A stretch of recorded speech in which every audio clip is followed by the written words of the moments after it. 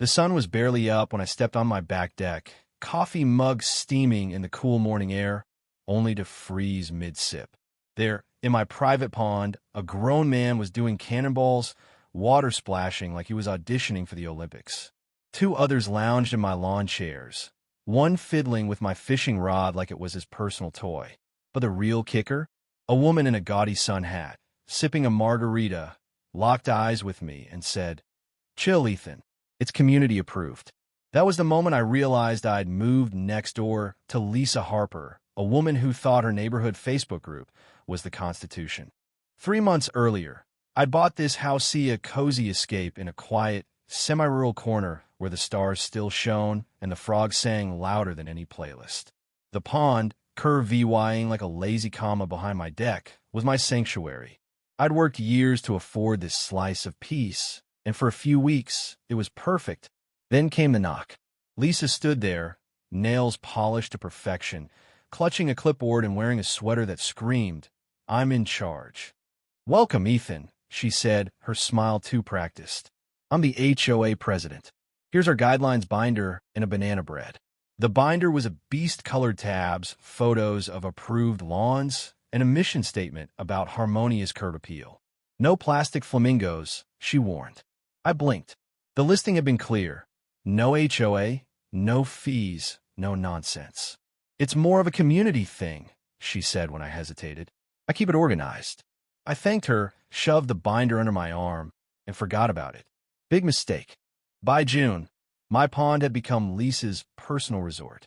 One Saturday, I stepped outside to read and found a full-blown party.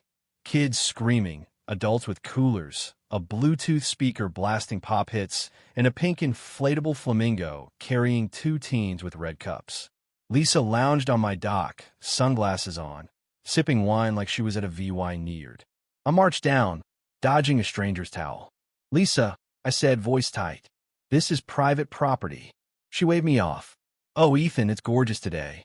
We've been planning this swim all week." I gritted my teeth. I didn't give permission. She blinked, slow and smug. "It's HOA approved. Communal recreation. Page 42. I stared. "There's no HOA. She laughed.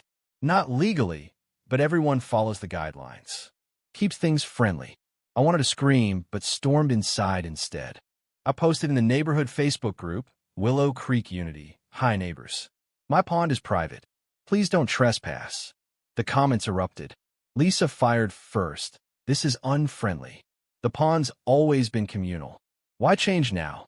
Strangers I'd never met piled on, preaching about community spirit and how I was breeding tension. One guy posted a selfie by my pond with "Nature heals the Willow Creek" vibes. Then I saw it. A blurry photo of one of Lisa's friends squatting in my fishing nook, captioned, "Too far from the house, LOL." My blood boiled. That night, I found trash chip bags, a broken cup, and my missing fishing rod strewn by the shore.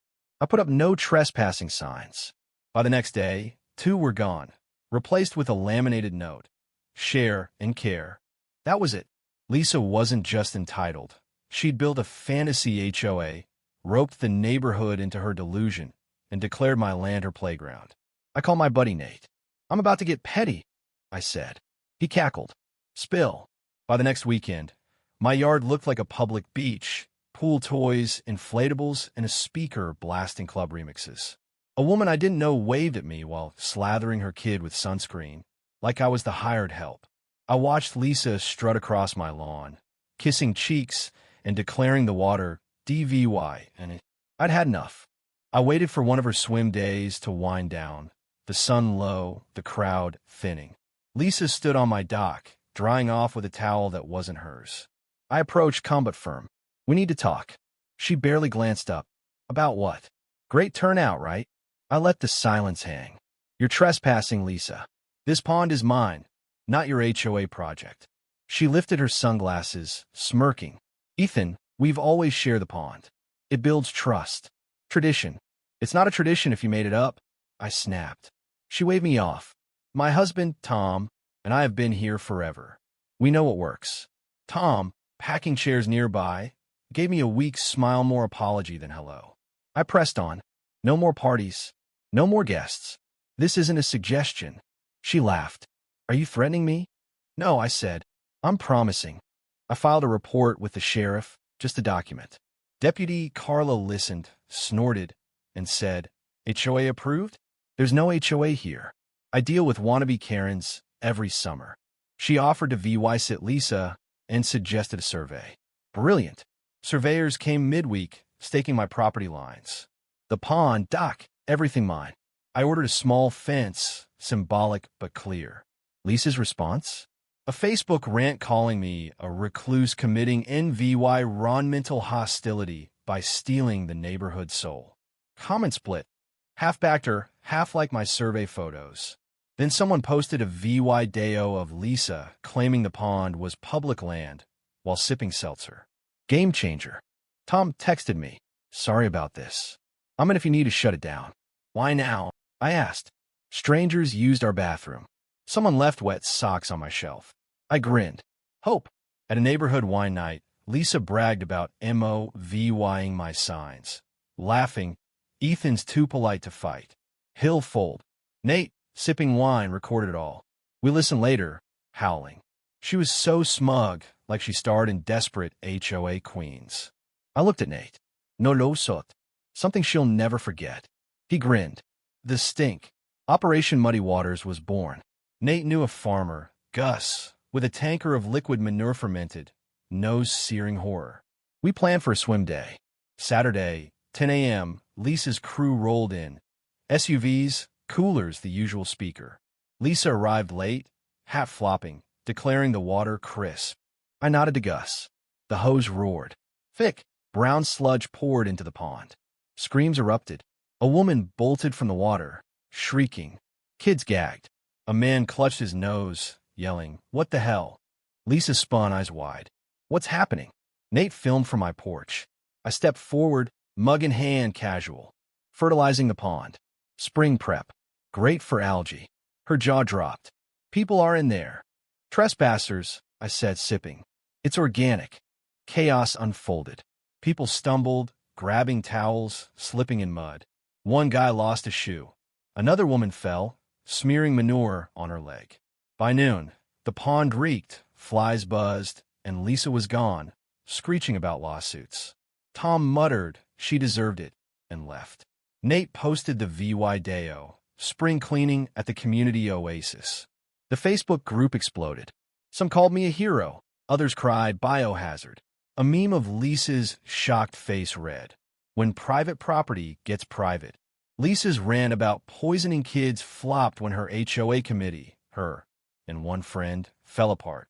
The group moderator, Mrs. Clara, quietly stripped Lisa's admin rights. Glorious. Tom posted, Lisa doesn't speak for us. We respect property rights.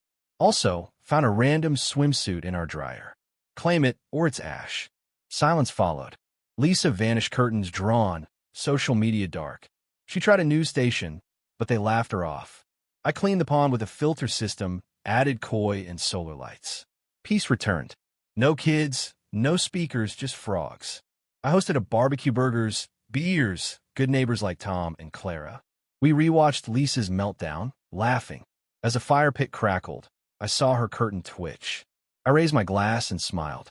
The pond cleared, ducks returned, and Lisa's concerned citizens group flopped. One member thought it was for recipes. The health inspector shrugged off her complaint. Standard fertilizer. My land. No rules broken. He whispered, that video? My wife loved it. Lisa's cursive letter demanding shared access went framed in my garage, next to a muddy flip-flop.